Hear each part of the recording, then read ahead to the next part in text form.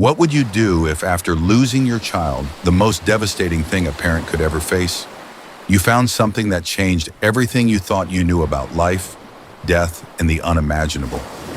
This is the story of how I lost my daughter Lily during childbirth, and what we found in her coffin weeks later will leave you questioning everything. It's not just a story of grief, but a mystery that continues to haunt us to this day. And trust me when I say, what you're about to hear will shock you to your core. I've noticed only 98% of you who watch haven't subscribed.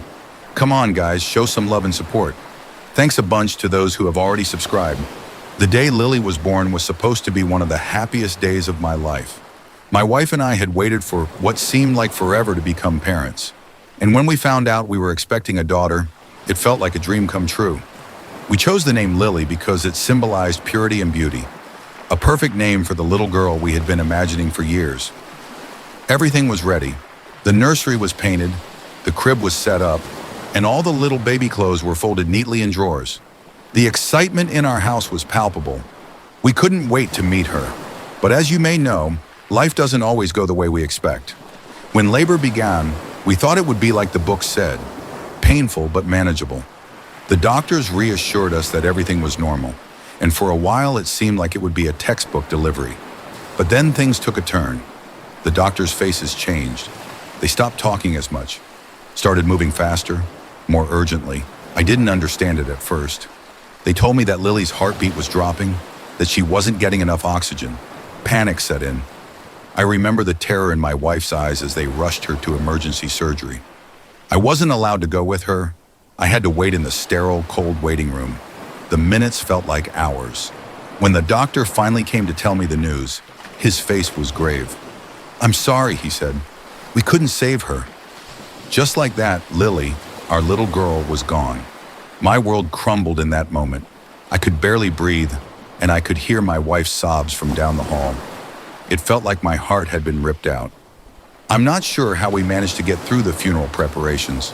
It felt like we were just going through the motions, picking out a coffin, choosing a funeral home, trying to make decisions that no parent should ever have to make.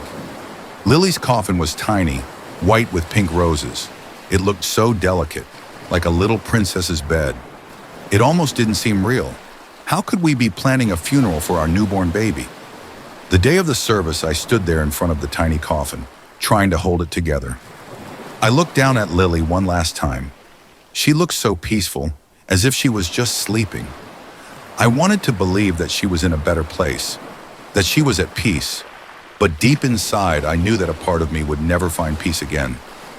After the funeral, we went back home, surrounded by empty rooms, baby clothes we could never use, and the deafening silence.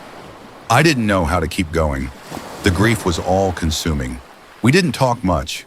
We just existed, trying to hold on to the memory of Lily. But what happened next, what we found, shocked us in ways I could never have imagined. It was 2 weeks after the funeral when the call came. It was from the funeral home. The voice on the other end was calm but serious. "We found something unusual," the director said. His voice sounded distant, almost apologetic. My heart skipped a beat. "What do you mean unusual?" I asked, my voice shaky. "We're not sure what it is yet, but we think you need to come in and take a look," he replied. "It's important." I was confused. What could there possibly be to look at? What could possibly be more unusual than the fact that we just buried our daughter? But my wife insisted we go. "We need to know what's going on," she said. Her voice was quiet but determined. So we went. I had no idea that this visit would turn our world upside down.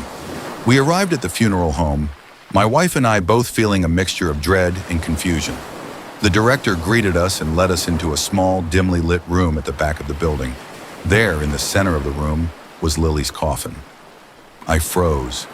It wasn't that I expected to see something different, but the weight of seeing her coffin again, so soon after we'd laid her to rest, made my stomach turn.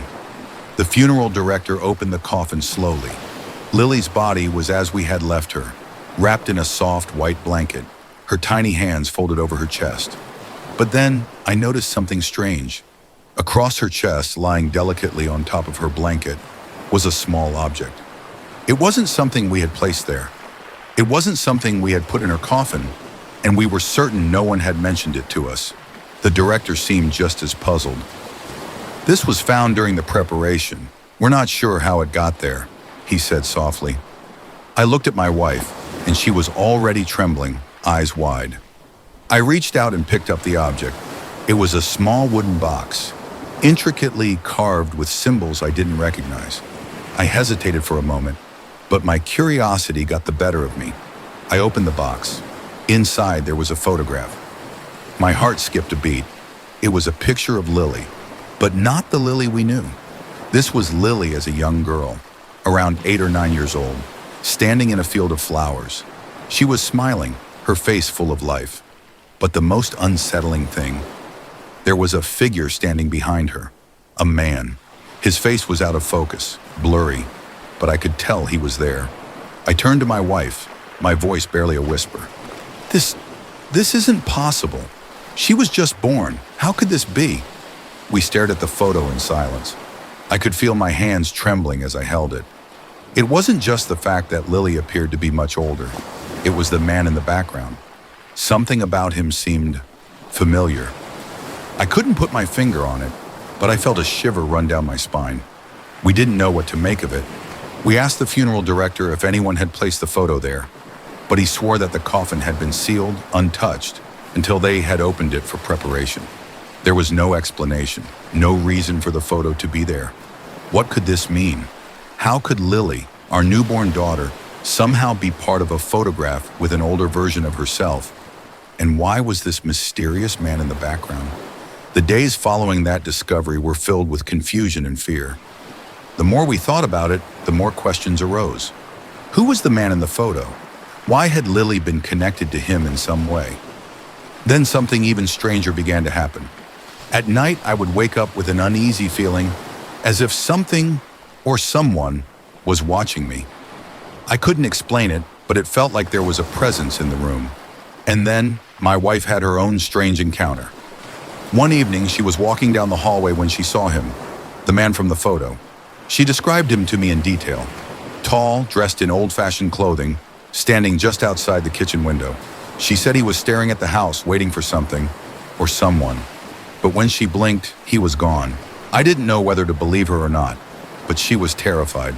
We started to research the history of the house we lived in, and what we found shook us. Before us, decades ago, a family had lived in this house. They had lost a daughter in childbirth, just like us. And the man in the photo? He was the father of that child. It seemed impossible. But the more we dug, the more we realized that Lily's life and death was somehow tied to this man's grief. It was as if their spirits had crossed paths, bound by a loss so deep it transcended time and reality.